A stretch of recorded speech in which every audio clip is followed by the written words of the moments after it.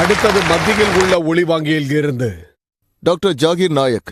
என்னோட பேரு ஜெரி தோமஸ். நான் பத்திரிகை துறையின் ஆராய்ச்சி மாணவன். உஸ்மானிய பல்கலைக்கழகத்துல பயின்றுட்டு இருக்கேன். நானும் என்னோட நண்பர்களும் சாக்சி டைம்ஸ் அப்படிங்கிற ஒரு .com நடத்திக்கிட்டு இருக்கோம். உங்களுக்கு என்னுடைய கேள்விகளில் ஒன்று, எப்பொழுதும் அறிந்து கொள்கிறேன், அதாவது ஹதீஸ் இன்றி குரான் முழுமை பெறாது என்பதை நீங்கள் இப்பொழுது மற்ற கிரந்தங்களை பற்றி சொல்லும் பொழுது பைபிளை பற்றி குறிப்பிட்டீர்கள். பைபிள் சொல்கிறது, எவரொருவர் இயேசு கிறிஸ்துவை மறுக்கிறாரோ அவர் கிறிஸ்துவுக்கு எதிரான ஆவியாவார்.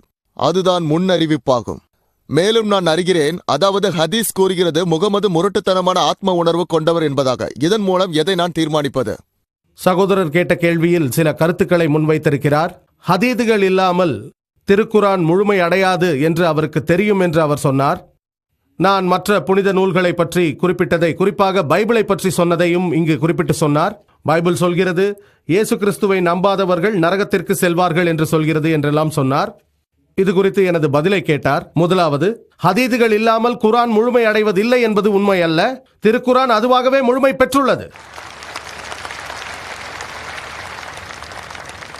ஆனால் திருக்குரானை விளங்கிக் கொள்வதற்காக நீங்கள் குரானின் விளக்கத்தை, விரிவுரையை பார்க்க வேண்டியிருக்கிறது. ஹதீதுகள் திருக்குரானின் விளக்கங்களுக்கு வழிகாட்டி, இறை தூதர் முகமது நபி அவர்களின் அதிகாரப்பூர்வமான சொற்களாகும்.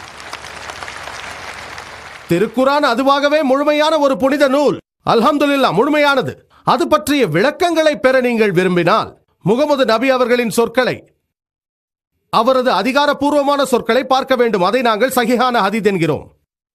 இப்போது நான் வேறு சில மத கிரந்தங்களிலிருந்து குறிப்பிட்டு சொன்னதனால் அவை எல்லாம் கடவுளின் வார்த்தைகள் என்று நான் ஒப்புக்கொண்டதாக நீங்கள் நினைக்க வேண்டாம். என்னை தவறாக புரிந்து கொள்ளாதீர்கள்.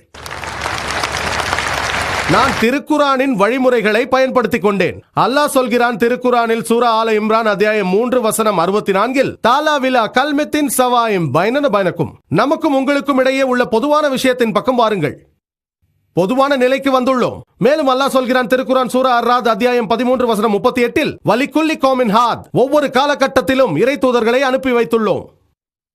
அல்லாஹ் பல வெளிப்பாடுகளை இறக்கி வைத்தான், பல வேதங்களை. ஆனால் 4 மட்டும்தான் குரானில் குறிப்பிடப்பட்டுள்ளது. அவை தோரா, ஜபூர், இஞ்சில் மற்றும் குரான். தோரா வஹி, இறை வெளிப்பாடு, அது மோசே அவருக்கு சாந்தி உண்டாகட்டும் அவருக்கு வழங்கப்பட்டது. ஜபூர் வஹி, இறை வெளிப்பாடு, அது தாவீது அவருக்கு சாந்தி உண்டாகட்டும் அவருக்கு வழங்கப்பட்டது. இஞ்சில் வஹி, இறை வெளிப்பாடு, இயேசு கிறிஸ்து அவருக்கு சாந்தி உண்டாகட்டும் அவருக்கு வழங்கப்பட்டது. திருக்குரான் கடைசியும் இறுதியுமான இறை வெளிப்பாடு, இது கடைசியும் இறுதியுமான இறை தூதர் முகமது நபி அவர்களுக்கு வழங்கப்பட்டது. இப்போது முன்பு வந்த எல்லா வேதங்களும் ஒரு குறிப்பிட்ட சமூக மக்களுக்காக இறங்கியது. அவர்கள் குறிப்பிட்ட காலத்திற்கே அவற்றை பின்பற்ற வேண்டியிருந்தமையால் அந்த வேதங்களை இன்றளவும் கரைபடாத புனித தன்மையோடு பாதுகாக்கப்பட வேண்டும் என எல்லாம் வல்ல இறைவன் நினைக்கவில்லை. ஆனால் திருக்குரான் கடைசியும் இறுதியுமான வெளிப்பாடாக இருப்பதனால் அல்லாஹ் சொல்கிறான் திருக்குரானில் சூரா அல் ஹிஜ்ர் அத்தியாயம் 15 வசனம் 9, நிச்சயமாக நாம் தான்